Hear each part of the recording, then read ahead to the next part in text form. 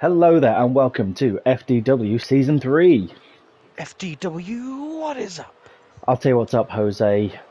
Randy Orton starting off proceedings here for this edition of FDW, and your eyes do not deceive you, he is still the FDW World Champion. I was going to say, fresh off his victory, hard-fought victory against Cody Rhodes at Bad Blood. What a match that was. It was fantastic. It was a brilliant opener. He went toe-to-toe with Cody Rhodes, and on the night, he was the better man. Well, it was a fall apiece, and it came down to the very last one, and it was a swift RKO that did it. Yep, after a cheeky punt again. Yes, yeah, we saw that. We saw that, Randy. He went to those places, but those are lengths you've got to go to hang on to that vision in brown. But he's not going to shy away from action here, as he's already accepted a challenge. Yes. Now, if you cast your mind back several episodes ago, now we did some talent scouting. We saw a little bit of a mini Royal Rumble. That we did. And we decided to pick up some fresh blood in the form of Josh Briggs, and that is the man stepping up to Randy Orton here this evening to open FDW. Josh Briggs wanted to make an entrance into FDW, and what better than against the champ, Randy Orton. Yep, champ looking for some fresh challenge, and what better than fresh blood? So up you come, Josh. Hey up. No, AOP. I was going to say, Northern. Hey up. Hey up. We're offers at pain. Interestingly enough, that is not. I mean, that's Josh Briggs on the far left there, but that's the Powers of Pain. Yeah, Seth Rollins, and again, your eyes don't deceive you. That's the AOP wearing the FDW Tag Championships. It was a hell of a night at Bad Blood. Go watch it. Yeah, it was a great night for the Powers of Pain, and it looks like it's got even better for them, as it looks like they've bolstered their rosters, having taken Josh Briggs into the fold. Not sure what they're all doing out here, though, as it was supposed to be one-on-one Randy Orton versus Josh Briggs. Well, I think they've thrown us a curveball here, Jose. As they so often do, but that is a menacing team there. Well, we weren't expecting it. With, like you said, it was supposed to be Randy Orton versus Josh Briggs. It's Briggs aligned himself with this lot, and clearly. Oh, yeah, I was going to say, if he hasn't, he's very lost. Yeah. What the hell? And Doug's called for the bell. Oh. What the hell? Josh Briggs starts things off with a huge, big boot there, nearly knocking Orton's head off. Now, Orton's got to be sore after the weekend. Was not expecting this. Yeah, Seth standing on the outside, almost directing his troops. Randy reverse East Coast Cross Station. 3-on-1 affair, it would appear, and the ref probably shouldn't have called for the bell, but I'd be scared not to. Randy, perhaps. Josh Briggs throwing Randy Orton around, and that is a man mountain, Josh Briggs. Not very many men that can tower over the likes of Randy Orton. I mean, he's an incredibly tall individual. Next to everyone else, he doesn't look that tall, but on his own, it's quite impressive. And there's the tag, and so it is most definitely a handicap match, and Orton is in trouble here. Oh, huge boot from Briggs to Orton. Razor now looks to dish out some punishment on the champ, and what is this about? It can only be about one thing, Jose, can't it? And it's Golden Brown. It's got to be about Golden Brown, as, oh my god, Briggs and Razor just knees to the midsection, throwing the battered Viper to the mat. Seth Rollins orchestrating this from the outside, conducting it. Belly-to-belly suplex there from Randy Orton, but the odds are not in his favour here, as the camera can barely see past the monstrous Razor. That is a huge back. Randy Orton in trouble here, but never say die. Right, Viper will fight. He's going to need to strike triply hard in this match. He wrenches now on Josh Briggs. Welcome to FDW. Yeah. As Josh Briggs fights free.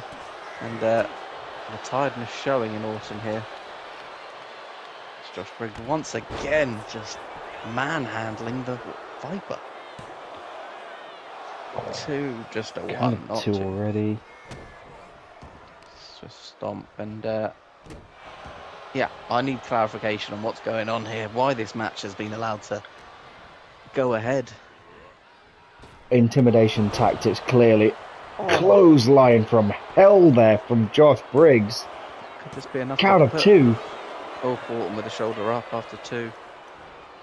I think the pinfall is just a formality here. It looks like the Powers of Pain have come out here to dish out some pain on the FDW World Champion. Without a doubt, and Akam now holding... Oh, God, Orton once again. Had his head kicked off. Quick lariat there from Randy Orton. Now, we say about Orton, Akam have got to be feeling... AOP have got to be feeling some sort of... fatigue here tonight as we just slowly talk into vintage Orton. And it's busted Akam wide open.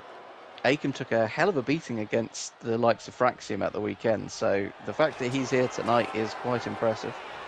But you forget one thing. They're out here en masse. That They're able to tag in fresh partners and have Razor just quickly hit a drop kick. Oh, RKO! Out of nowhere! By Orton. Could just get... the elite, that really was out of nowhere. Yes, just like, hey, what are you doing here? That was like a one-arm RKO, just caught him, dragged him down to the mat, and it is Akam, the legal man, and count of 2 from the ref. Have it here? No, just a 2. Briggs just watching on as the tag champs in there with the world champ, and it's deteriorated now. Down here. So this is a mugging. This is a true handicap match. Orton busted open. It was going to happen sooner or later, as now Akam calls to snap Randy Orton. Looks to get him into a suplex. Oh, front body drop. Ouch. Not very often you see that. Akam perhaps looking for a tag? No. Seth says more damage. Yeah, keep going. You do you, son. Oh, that's Akam. Throws him. Akam is really the difference maker. Cheeky chop block there from Randy Orton. Orton's got to be trying this as a good configuration for the tag teams to stand in there so we don't lose the camera. Someone figure it out. Someone's had a word from production, like, boys, come on. Yeah, figure it out. Yeah, I think Seth's directing traffic. Guys, you're in the way of the camera. Good old Seth. Orton now locks up the leg. But Orton just keeping one eye on Briggs and Razor there. Oh, RKO! On Akam out of nowhere. Could this be Orton's chance? Could it be, as Briggs now enters on just about Briggs at the pinfall? It was always going to happen. But Orton going after Razor now. Orton has got to fight his way out of this one. There's no way around it. There's no escape for Randy Orton. He is on his own there as Seth Rollins just maneuvers into position. Akam almost with a single arm super collider, flattening the world champion. Just measured him up for a new coffin. And almost a fall away jackhammer there as he tags in the new boy, Josh Briggs. Josh Briggs looking pretty impressive here tonight, I must say. Orton caught him though with a cheeky toe. That's the veterancy of Randy Orton. Yeah. Veteran instincts. And that might be, this might be the weak link in the Powers of Pain. They've got new blood, they've expanded their ranks. As Orton hits a massive drop kick there to jump that high up. Yeah, that's a 6-foot vertical leap, that is. You forget how athletic Randy Orton truly is as he now powers out of the hold of Josh Briggs. Rollins. Again, he's not in a good place though. Standing by, and this is about survival now for Randy Orton. Yeah, Orton knows what it's like to go to that place, but he's going to have to use every trick in the book here. Clubbing blow as the ref keeps going with the count, and I don't think Randy Orton's any further concerned about winning this match. Yeah, I think Randy just wants to survive here.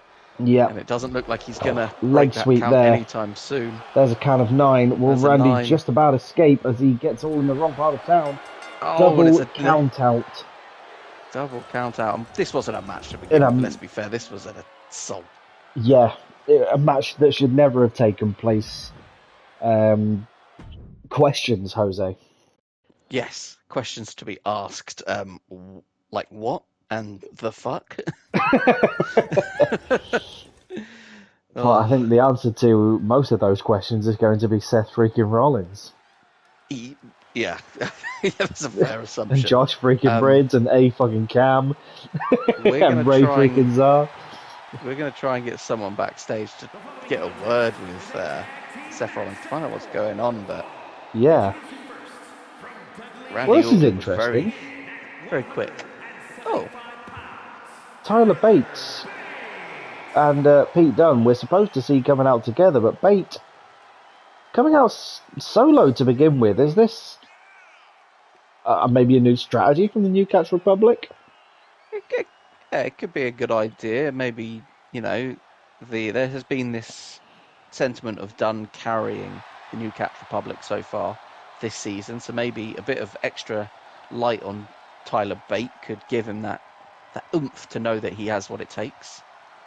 Possibly a good plan, I think, this one. I think that's a good plan. Well, it worked for Fraxium early on. We saw them come out separately and pick up some victories. And look where they now stand, having lost their championships. Well, yeah. But former champions nonetheless. Yeah, exactly. It's Pete Dunne now, making his way to the ring. Dunne feeling strong. Spotlight on him. There's a new tag team champ in the division, so all tag teams back in the running, as it were. Yeah, back in the hunt for tag gold. Yeah. None more hungry, really, than the New Catch Republic, who are, as it stands, the only tag team in the division yet to have had their turn. Yet to have got a win, I believe. That's even more correct, yeah. Yeah. So Pete Dunne is definitely hungry for a bit of victory here. He's put in a lot of work so far and hasn't really had much to show for it.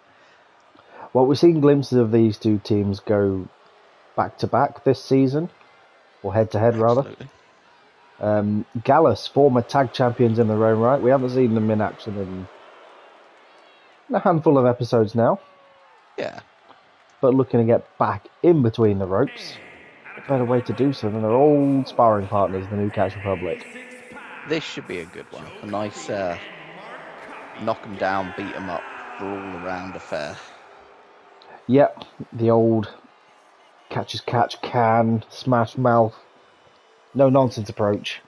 Yes, I'm envisioning a pretty decent match here. As it should be. Tyler Bates starting things off for the New Catch Republic as Joe Coffey for the Coffee Boys. And here we go, underway. Collar and elbow tie up. Tyler Bates quick there. Oh, beautiful. Big strong boy coming out with a bit more energy this evening. Well, we've seen this be his MO for his past couple of matches. He's got something to prove this at this point in the season. I don't want to say that he has been the weak link, but it's pretty obvious at this stage. Is that his undoing? Does he need to trust his tag partner more? He's trying to get the job done himself. The former WWE champion on this channel, Tyler Bate. Perhaps not as comfortable in the tag division as he might have thought he would be. Kind of 4 already, as Tyler Bate is just intent on dishing out punishment to Joe Coffey. Now, Tyler Bate was involved in that count-out match against AOP. That wasn't really his fault. That was more so an AOP ploy. I wouldn't like to see another count-out, though. That would be disappointing for our fans here. As we get to a count of 8, and I think now. Really, Tyler? Bate's going to go for it. Is this how we're going to... Oh, spear to Mark Coffey. Count of 9. And is this really, as he goes to tag Pete Dunne... But Pete Dunne saying, no, doesn't want any part of that win as Joe Coffey has made it back to the ring. If this is how you're going to win, I want none of it. Okay. I think Pete Dunne might have had enough. The ref distracted and Joe Coffey able to get back to the ring at a count of 9. Very that close. That was incredibly close. As Bate wanted to get it done on his own, he's going to have to get it done on his own. Absolutely. Yeah. Pete Dunne not happy with the approach Tyler Bate was taking. Obviously, anyway, any win isn't always a win. As for the second time tonight as well, we end up in a handicap match. Yeah, it's a handicapped affair. As oh my god, Tyler Bate is going to need to make sure things are wheelchair accessible after that, and there's the count of 3. And it looks like Tyler Bate may have broken his nose on that one. Yeah, that was brutal. A blindsided strike by Mark Coffey ends it, and I mean, are Tyler Bate and Pete Dunne done? It certainly looked that way. As Gallus picking up a victory there. And yeah, I mean, you can't blame Dunne for leaving. You don't want to win it that way. No. Speaking of winning it that way. Logan Paul wanting competition, and it looks like the girls backstage have had a little bit of a chat and are looking to step up against Logan Paul. Yeah, the girls really want to take that belt back to a bit of a men versus women thing going on backstage. Who can hold the title, I guess. Battle of the sexes. So I think next one to step up. Logan Paul said he'll take on anyone, and who should step up? But Wendy Chu. She chooses a shot at Logan Paul. Again, this non-title matchup, but if Wendy Chu can get it done, that's a huge opportunity.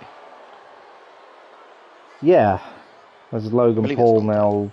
Yeah, it is non-title. Yes. Just like, I'd love for it to be a championship match, but couldn't quite convince Logan Paul to put the belt on the line here this evening. And to be fair, Wendy Chu hasn't earned a hybrid title match, but a game performance against Logan Paul here could put her in the running. The FDW faithful would love to see a Wendy Chu Logan Paul title match. Absolutely. Sentence I never thought I'd say. Yeah, well. But a great opportunity. We've seen Wendy Chu do some impressive things. She very nearly did the unthinkable and took down Nia Jax. Nia, who will be in the main event this evening. Yes, fresh off her retention. Sorry, Tegan Knox fans, her retention of Bad Blood. Yeah, Nia Jax is still the FDW Women's Championship. The annihilation of the women's division continues, but... I mean, it's complete. Who's left? Yeah, there's no one, hence why everyone's kind of diversifying into the hybrid championship picture. Yeah. Nia with a firm stranglehold, but Wendy Chu looking to get it done outside of her own division. Stepping up against the prime boy. In his prime, Logan Paul. Oh, Wendy immediately kick to the plums. DDT. 1, 2, 3. Go on, Wendy, do it. Oh, she's going Wendy Chu. I wonder who Chris wants to win. The dream's alive. Now, you were part of the Chu choosers. Yep, getting I'm behind well and truly. Wendy's push. No need for the replacement bus service. The train is back on the tracks. It's my train. Pick it up. Let's go. Who fucking is that? Logan Paul is not fucking around tonight. But will Wendy Chu hit the Fat Man scoop? Oh dear, Logan Paul hit the scoop there and slammed Wendy Chu down to the mat. And continues the onslaught now. Oh dear. Just what a punch, that was enough. Yep, we call that the stellar knockout. In the fireman's carry, just marching poor Wendy Chu around. Don't do it, Paul. Into the turnbuckle. As Logan Paul exerting his dominance over the hybrid division, shall we say. Yep, determined to prove that Nia Jax isn't the only dominant champion, that he can also follow in her footsteps. In fairness to Logan Paul, he said he will take on all comers, and it has been the women first come to ask for the challenges. They've demanded to go up against him, so competition is fierce in the hybrid division. Hats off to both Logan Paul for accepting all these challenges, and for the women for stepping up. Yeah, that's Wendy Chu wrenching on the neck now of Logan Paul. Looking very much back and forth, this one. Logan much Paul more so than Logan Paul's last challenger, Tiffany Stratton. Surprising, that one. Yeah, we're expecting more from Tiff there. Yes, Tiffy has fallen off the boil since losing her championship to Nia Jax. So she'll have an opportunity again this evening if she goes one-on-one with the women's champion. So, hell of a main event. Match from the past. There's just a one count there for Logan Paul. Going to heading up to the top row, thinking about a frog splash. That's a lot of weight coming down. Oh no, it's an elbow drop. Nia Jax has sort of gone through her list of people and is now going back through them. She fought Tegan Nox to begin with, then she fought Tiffany Stratton. Playing the greatest hits. Goes for the cover. Yeah. It was a buckshot lariat from Paul. It was enough to put Wendy Chu away. Once again, Paul knocks down another challenger. That's the second notch on the Logan Paul hype train. Well, he's not hiding from competition. These challenges are not exclusively to the women. They're open to anyone to join in, but the women are getting in there first, so... It's arguably the biggest target on his back, as he has men, women, everyone coming after him. Yeah, he should be the most wanted man backstage, but we'll see what's next for Logan Paul. But we've alluded to it, your main event for this evening, Nia Jax and Tiffany Stratton. One-on-one, Tiffany saying she never got her rematch. No. For the championship, but automatic rematches aren't necessarily a thing, unless we feel they're needed. Yeah. Cough, Randy Orton, Cody Rhodes. yeah, well, that was the rubber match. It needed to happen. Yeah, but Tiffany Stratton needing to prove that she can still go, and a pinfall victory over Nia Jax is a way to get her name back in the conversation. I mean, it's a great opportunity for Tiffany Stratton to be like, I'm still here. We are still here. Go full Morpheus. I remember that for 100 years. Nia Jax was the FDW Women's Champion. And that may come to pass, because so far we've seen flurries of brilliance against her, but she finds a way to shrug it off. Tegan Nox perhaps she's Bronson in a wig. She is Bronson in a wig. I would say that Tegan Nox's performance at Bad Blood was incredible. There was a brief flurry. There was a brief flurry. We saw Chokeslam, the Shiniest Wizard. All the hits. Everything else. And it just wasn't enough to keep Nia Jax down. Yeah, came so close. 1 second away from becoming a 3-time champion, but it wasn't to be. But can Tiffany Stratton step up once again into the bright lights and claim a championship? Well, it's not for the championship here tonight, but she certainly has the opportunity to put her name back in the running. We've not seen much out of Tiffany recently, other than her failed attempt against Logan Paul. Well, she's back between the ropes. And here we go. Oh dear. Well, that's not a good start. Immediately bum rushed. Looking to get it done early. To end this one. It's like, nah, I'm done with this. Going full Ryback, feed me more, as she just deadlifts Tiffany Stratton into a gorilla press. The power of Nia Jax here. Oh, dropping Tiffany Stratton. And Tiffany already in trouble here. All of the air sucked out the room as once again Nia Jax hits the gorilla press to Stratton, who comes hurtling back down to earth from orbit. And Doug is looking concerned as Nia again We saw it at the weekend, it took Tegan Knox so much effort to get Nia off her feet. Yeah. She managed to do it. Tiffany not quite managing to do it with her lariat. She's going to need something big. Dip into Really that gymnastics background.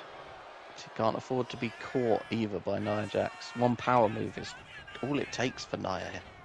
One move is all it takes. I'm in love again. Nia relentless with her onslaught, as she was at Bad Blood. Onslaught, Bronslaught. She's Bronson in a wig.